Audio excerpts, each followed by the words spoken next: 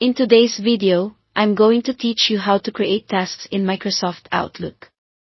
By the end, you'll know the quickest ways to capture to those, whether you're in New Outlook, working straight from an email, or using Classic Outlook. Let's start in New Outlook. With your inbox or any mail view open, look to the right side of the screen for the to-do bar. If you don't see it, go to the View menu, choose To-Do Bar, and select Tasks. This panel is your quick capture zone. Click in the box that says, Type a new task, type exactly what you need to remember, and press Enter. That's it, your task is created and added to your list. This method is great for fast, lightweight entries when you just want to get something off your mind and into Outlook. Once it's on the list, you can open it later to refine details if needed, but the key is how quickly you can capture the item so it doesn't get lost.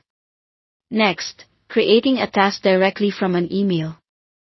While you're in your inbox, click and drag the email message to the tasks icon in the navigation pane. It looks like a clipboard, or drag it onto the to-do bar. Outlook instantly creates a task that's linked to that email, keeping the original message just a click away. This is especially useful when the email contains instructions, attachments, or context you'll need. Open the new task to add notes, set a due date, or turn on a reminder so Outlook nudges you at the right time. That way, the email-driven work is tracked and scheduled, not buried in your inbox. If you're using Classic Outlook, head to the bottom left navigation pane and click the Tasks icon, the clipboard with a checkmark. In the Tasks window, select New Task, or click Add a Task if you see that option.